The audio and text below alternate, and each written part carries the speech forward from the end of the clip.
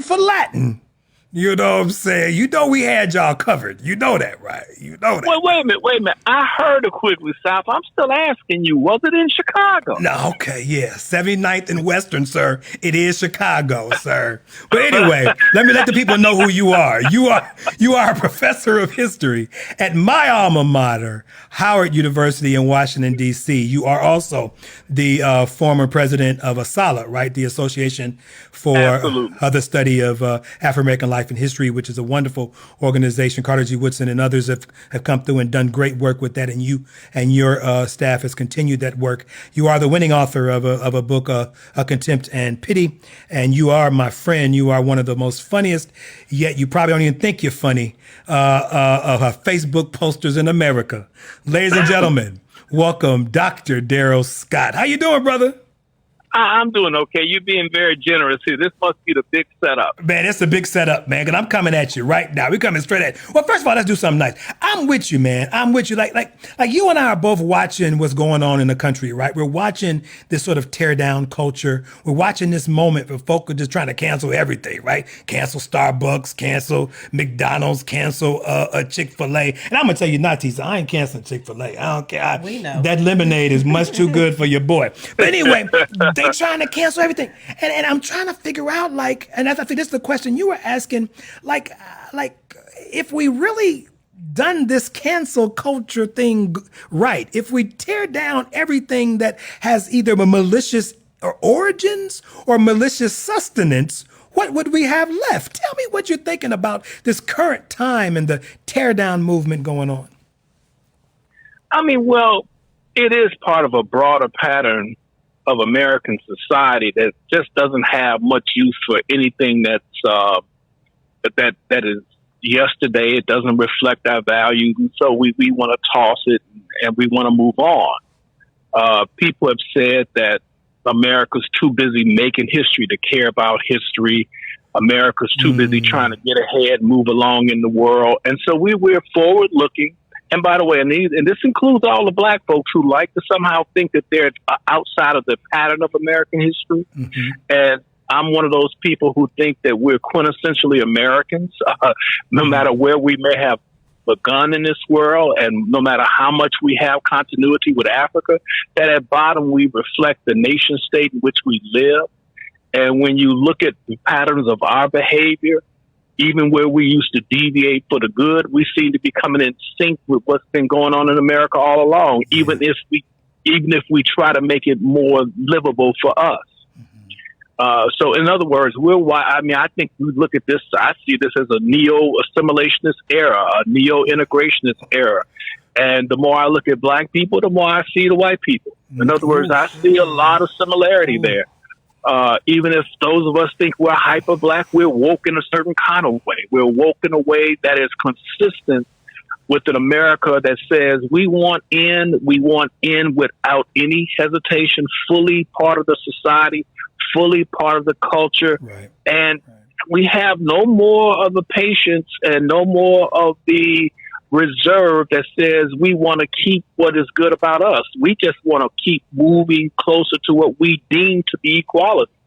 And as black as we're acting through this whole process, it seems like we're more in sync with the society. So we'll see. No, that's true. And as a history professor, I know you are very concerned about the ways in which our patterns operate and the way and what it is that we're actually paying attention to. Like, for instance, I made a reference in my earlier statements this morning that I saw of one of your posts talking about somebody had torn down the Frederick Douglass statue in Rochester. I know you was like, well, damn, you know what I'm saying? Well, What Freddie do? You know what I'm saying? Well, no, but that's the South Side boy in me. Now, I know we got to understand that I grew up in a certain era, in a certain place, and we had gangs everywhere. They're not new. Right. And we had sayings. They used to say you got to bring some to get some, right? Yeah. That's right. And of course, that's shorthand for saying if you come into a fight, it ain't just going to be you throwing the punches, right? You're going to basically take some punches well, right? So if you go to whip somebody's butt, you might get your own butt whipped. That's right. And so then you start going after people's monuments. And I say people's monuments. They're monuments of people who consider themselves Southerners. Right. They're monuments. And of course, those quote unquote Southerners see themselves as white. And so you go after their monuments, or you go after the monuments of what you consider to be the founding slaveholders, Jefferson, Washington. Those are the people who represent America, the people who are so American identified. Okay, fine. Now, you're going after them? Just know some of these people are going to come after your monument. Right. Okay, I'm after your folks. Okay. Right.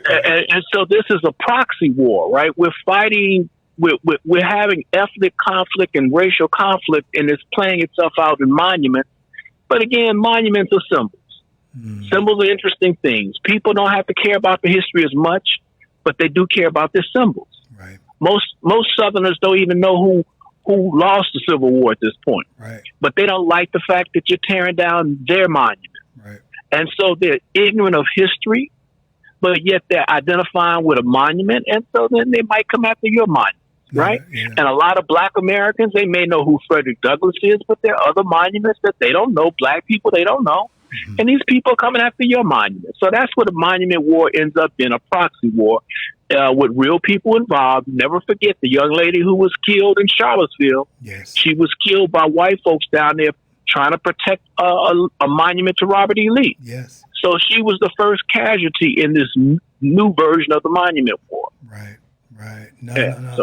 So, speaking of Robert Lee, as you know, we also had a Grant statue torn down, right? And so, so some people are like, "What the hell? You don't know that Grant actually was on our side or whatever?" No, boy, people.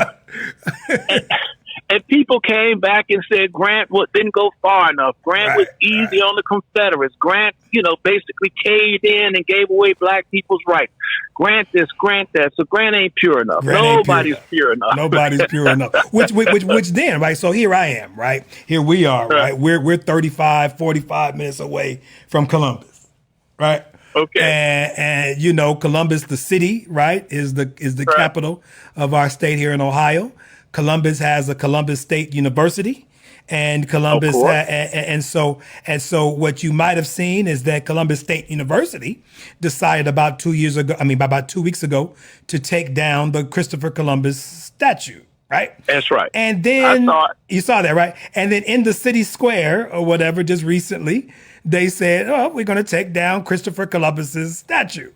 And so, being you, I know you are, and I'm waiting on it. I'm waiting on when we going to change the name of the city. Oh. Well, there you go. You're going to have to, so the logic of this thing is we want to change the name of the city.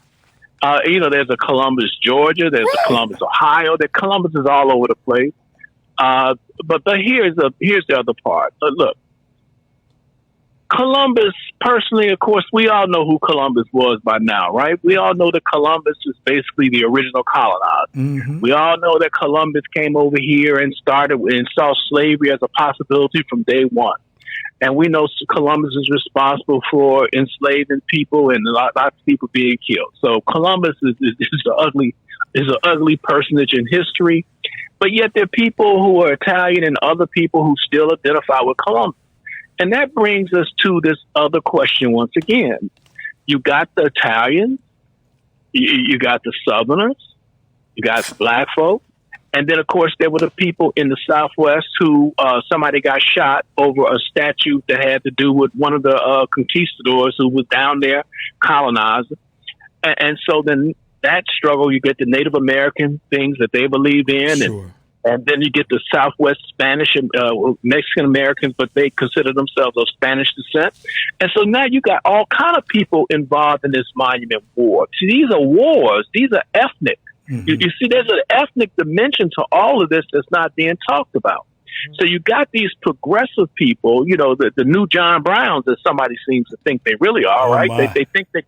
They really think they got some allies at this point. We do. There's a lot of Black people who think their allies are down. Right. Of course, there's a lot of Black people who are ready to do all of this without any allies. I understand that too. Sure. And so then we think we're going to have this big fight. But what we're doing, and I'm all for change. Mm-hmm. Okay, I'm all for change. Remember, the monuments are a war by proxy. Mm-hmm. They're war by proxy. They eventually and have already led to violence between groups. They're likely to lead to more violence between groups.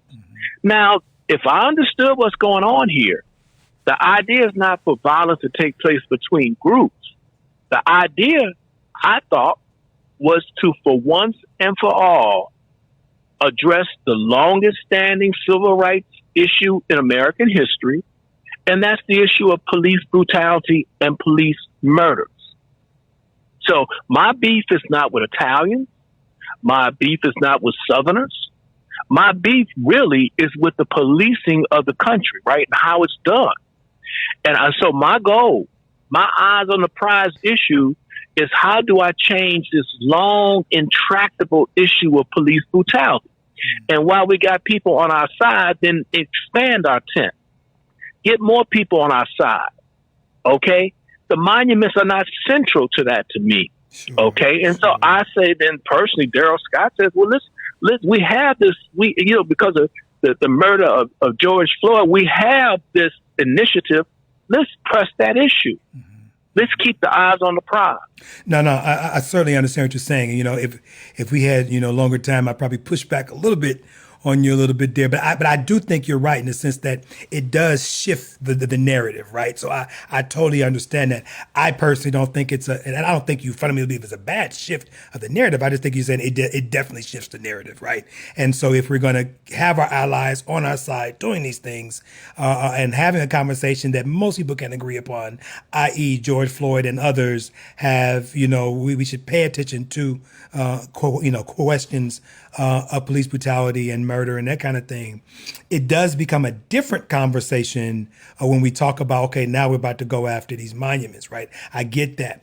But so I'm not going to push back hard now, but what I would say to you though, and give you a chance to respond quickly, is that, does it have to be an either or, right? Can we begin the conversation while we got your attention? You know what I'm saying? So when the air conditioner guy comes in and he tells you, I need some cooler air to come in. He said, well, I can throw a little Freon on. We can address that. But while I got your attention, let's go ahead and dig with the foundation of your air conditioner needs to be fixed a little bit, that kind of thing, right? I mean, is there a way that we can have a conversation around the foundation of this country? And do you think that there's some type of efficacy in that type of a conversation among these protesters? Let me put you this way. It much depends on what was really at stake. Mm-hmm. If what we're witnessing is a true revolution, and I think people try to pretend that the 60s were a revolution. 60s were not a revolution. Mm-hmm. Black people basically got what liberals had already said that everybody should have. Okay. Mm-hmm. So that wasn't a revolution, and people call that a revolution. Right. Now, are we even witnessing something that brings about that much change? Right. Now, because if you're not, that's not even enough. Right. So now, if you really are witnessing a revolution, you're going to have a rethinking of everything, including that Constitution itself. Right. Okay. Now, if you're not having a revolution, if you are basically having liberal reform in modern America is controlled by a lot of things, including social media, including the news cycle, right? And how all these things work together. This is why deflection is so fatal. Mm. This is why the news cycle will take your issues and churn them up and spit them out, because you got so many people with so many issues. You only have so much time to get on the agenda and get the change to happen. So you got to keep your eyes narrowly focused on the issue that really matters to you. You may have 10 issues of concern in any given election. You're probably going to get one done. Sure. No. Okay. Sure. This is why people are so disappointed with Obama. They wanted much more. And what they got was healthcare reform, kind of sort of okay. And now you want police reform. If you keep your eyes on the prize, you might get that. If you take your eyes off the prize, you have gotten all the police reform you're going to get already. Whew. But you're going to get a whole bunch of painted streets that say Black Lives Matter, though. You know That's right, and you know what? You just wait till people start dropping black buckets on those streets. You right? know what I'm saying? And that's a part of that war you're talking about, right? That's That's right. Yeah. Did you see the lady out there, the white lady yesterday? I guess they call them Karen. She was out there with the paint bucket and she was repainting the street. I didn't see that. Yeah, that's what it is. It's out in California. Okay. Somebody was out there with a black paint and repainting the street. It's just, okay, y'all had y'all fun for a week. Now let's put it back. And she got arrested. She's about to get arrested, but somebody else is going to come by in that truck. That black paint's going to fall off the back of that truck. No question. Oops, my fault. Right.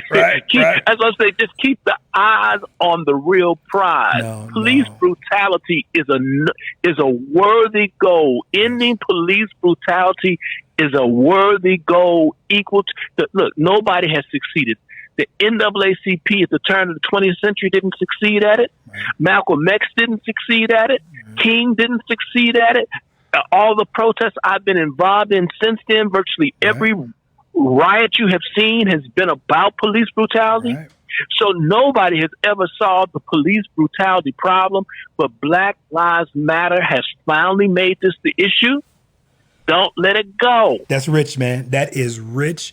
And that is something for us to think about and to remember. Those of us who work with young people, those of us who work with protesters and civic leaders, that we need to keep our eyes on the prize to push this moment and to get and maximize what we can get out of that. This generation would have done for the Black community something that has eluded the Black community since Black people found their way to the city. Sure. No, that's true. So, Matt, brother, I need to ask you this. We need to do this because you are an esteemed history professor. You are, like I said, a former professor of a history organization. So I need you to, give me about 3 to 5 minutes, man, of a history lecture, man. I need you to explain to us why what we're witnessing with this tear down movement, what we're witnessing with this sort of wanton, almost kind of, I wouldn't say irrational, because I don't believe it's irrational, but I do think that it isn't fully thought out in terms of just us going down, just breaking stuff. Now it's not as bad as what Trump said in South Dakota the other day, about call them all terrorists and call them all vandals and throw them in jail, right? I'll believe all that. But tell us what this means for the understanding and the legacy of history, man. Look, education, we're in COVID-19. We already got students that ain't been in school since March. We got students that may not be going back to school in August. They all up on the computer. They all up on Quiznet, and they ain't doing no work, right? And so what does this moment do for history, especially as a history professor? What do we need to be careful about as we tear down everything? Well, I'm of two minds about this, and there is something generational going on, and by the way, it's a longer generation than I first thought. Okay, this generation includes some. We got these little fake generations that we call generation boomers and X's and Z's and all this kind of stuff. But ever since I've been a professor, I have noticed that there's a sensibility among Black students, and this is since the late 90s, the mid to late 90s. And this sensibility is one in which they want full equality now. They are not trying to wait it out for the next generation. And in all fairness to these same people, some of them now have kids that are 10, 15, 20 years old. Sure. Okay. So they have wanted what they felt we never demanded. Not just inclusion, but inclusion with full equality. Okay, they feel themselves to be included as permanent inferiors. And this is why they still talk about white supremacy. And frankly, I study a white supremacy that was much more rigorous, that was much more exclusionary, that was much more oppressive.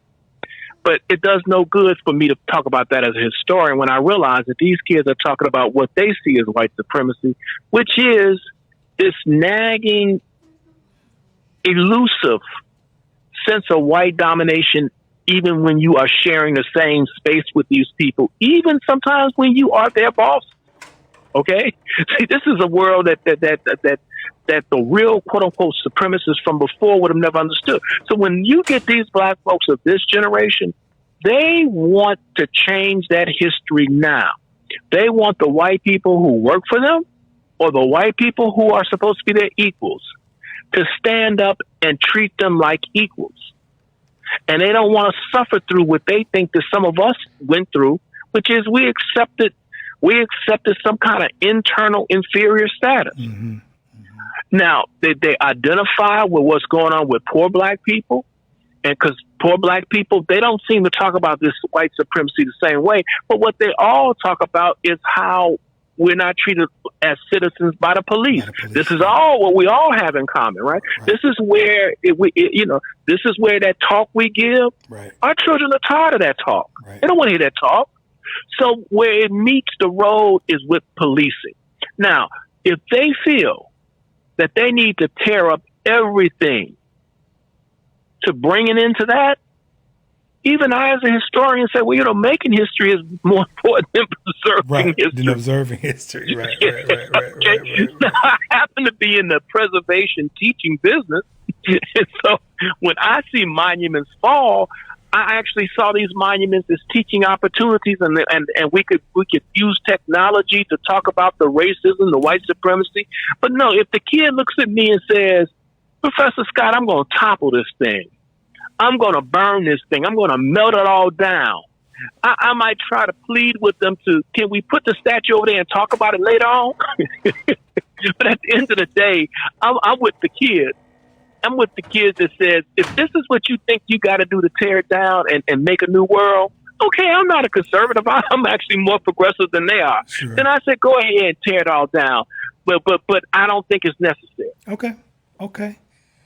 Listen, man. I don't. It ain't the end of the world. It ain't the end of the world, right? I hear you, man. Listen, as you told me the other day, we could probably do this all day long, and I would want to, man. But I want to, this is my first show. I want to keep people's honest with me, but we'll be in constant communication, man. And I'm so excited for my alma mater just to have had you there and to continue to have you there, educating the minds of those who are reared against the eastern sky, man.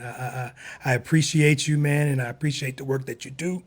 I appreciate you too. And thank you, brother. And you take care and stay safe, okay? Okay, then you take care, man. Quickly South, guy. You take care now. Q South, we represent, baby. All right. South side, though. We do it together. South side. All right, we're both South side. All right. All right. Take care. Thank you. So. Wow. That was rich, right? It was rich. That was rich. Very much so. That was rich. I mean, we had an esteemed, younger, energetic English professor, right? Professor who got his PhD in English and rhetoric, working with music and composition now. Then we got an older, seasoned history professor.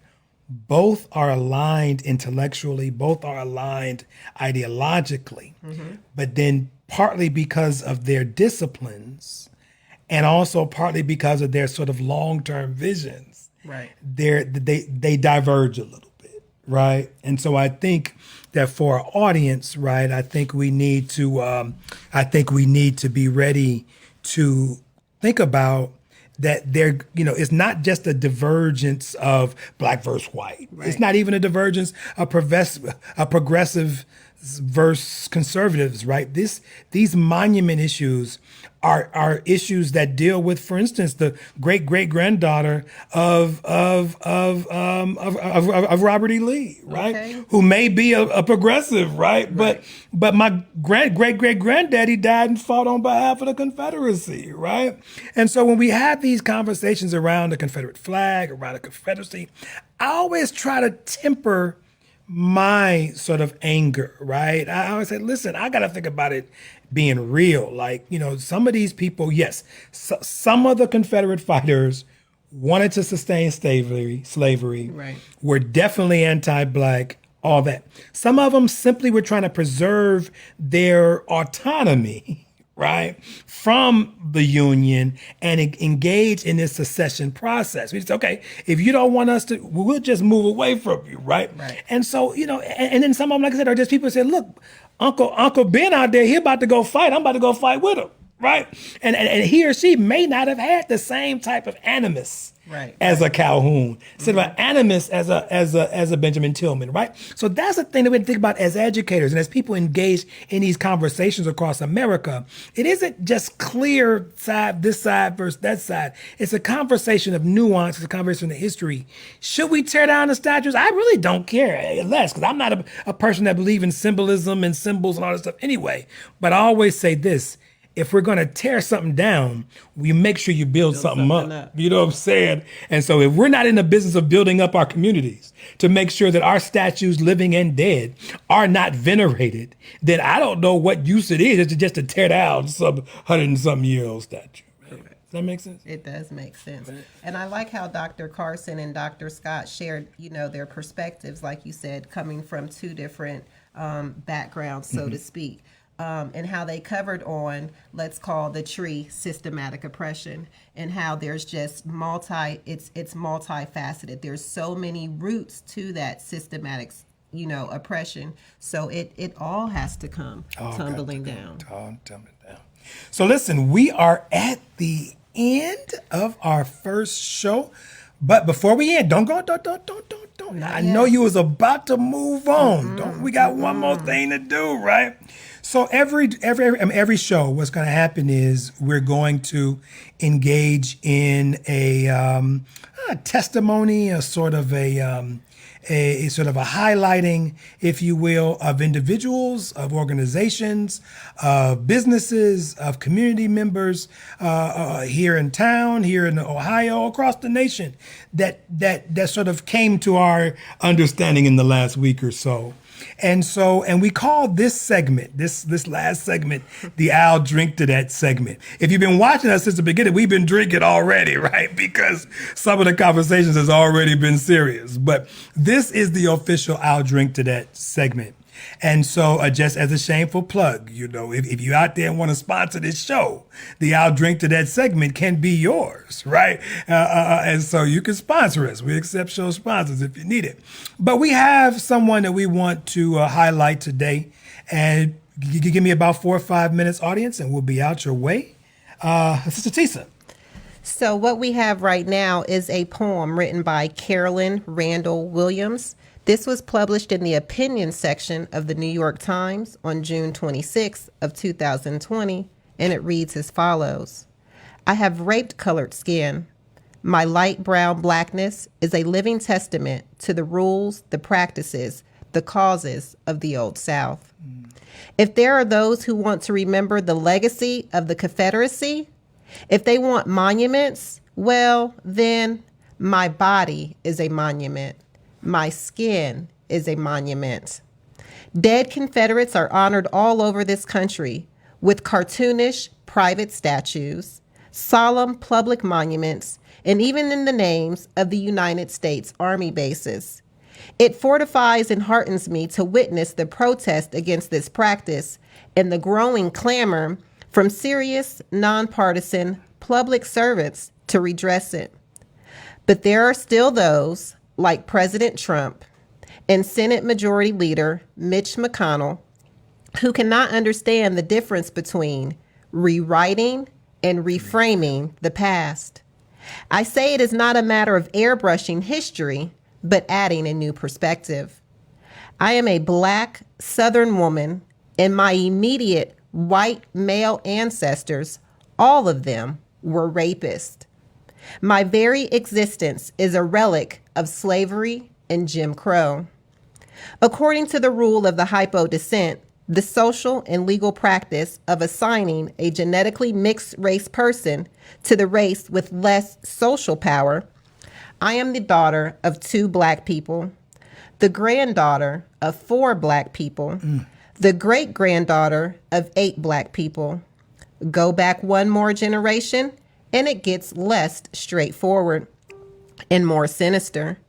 As far as family history has always told, and as modern DNA testing has allowed me to confirm, I am the descendant of black women who were domestic servants and white men who raped their help. It is an extraordinary truth of my life that I am biologically more than white, and yet I have no white people in my genealogy, in living memory, no voluntary whiteness. I am more than half white, and none of it was consensual. White Southern men, my ancestors, took what they wanted from women they did not love, over whom they had extraordinary power, and then failed to claim their children. What is a monument but a standing memory, an artifact to make tangible the truth of the past? My body and blood are a tangible truth of the South and its past. The black people I come from were owned by the white people that I come from. The white people I come from fought and died for their lost cause. And I ask you now, who dares to tell me to celebrate them? Who dares to ask me to accept their mounted pedestals? You cannot dismiss me as someone who doesn't understand.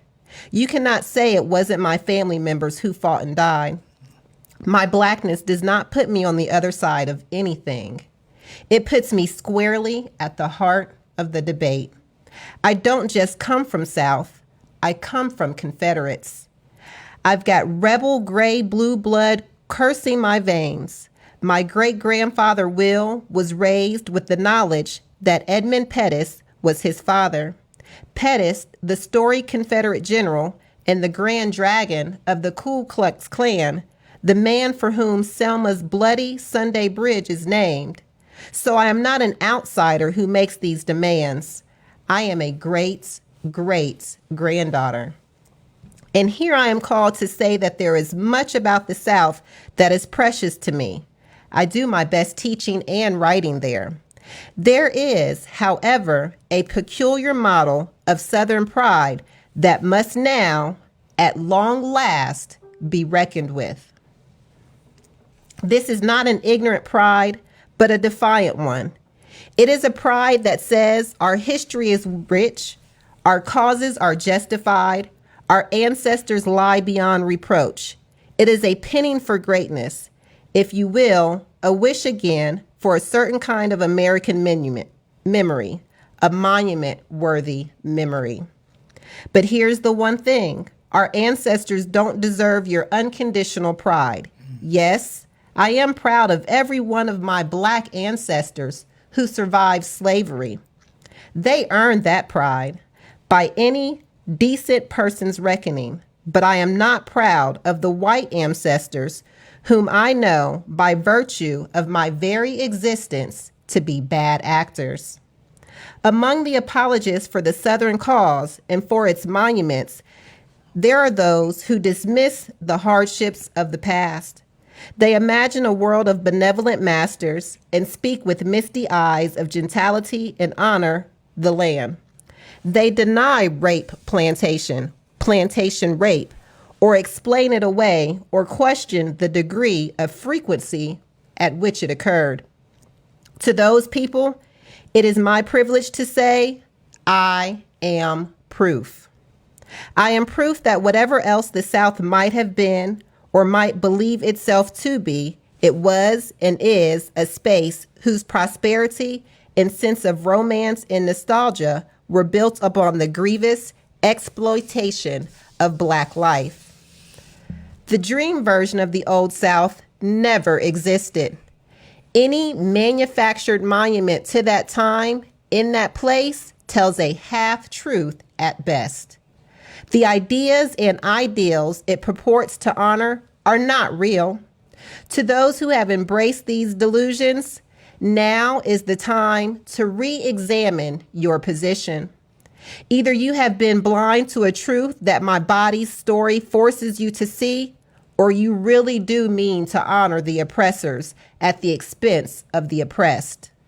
And you must at last acknowledge your emotional investment in a legacy of hate.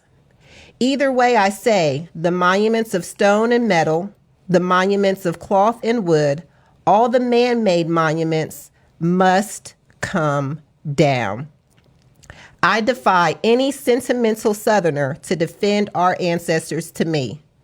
I am quite literally made of the reasons to strip them of their laurels.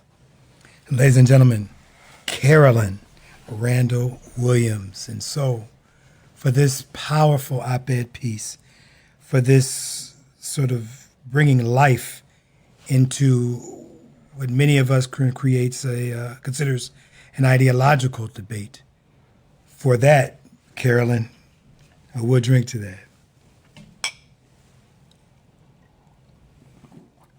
So, y'all, we made it. We made it. This is show number 1. Down go the monuments. Please share this. Tell a friend. Like us on Facebook, Straight No Chaser with Dr. Julius Bailey. We'll also be on YouTube. See it on there. But listen, come back Wednesday. We're here every Monday and Wednesday, 11 a.m. Eastern for 1 hour. And I'm excited. I hope you were excited. I hope you learned something today from Dr. A.D. Carson, the University of Virginia, and Dr. Daryl Scott from Howard University. Join us this Wednesday, where we will bring in some more of my family, Dr. Delitzo Rue and Dr. Shadon Battle. Thank you for joining us today with Straight No Chaser. On behalf of my cohort here, Ms. Tisa, we wish you a phenomenal day. Be safe. Stay strong.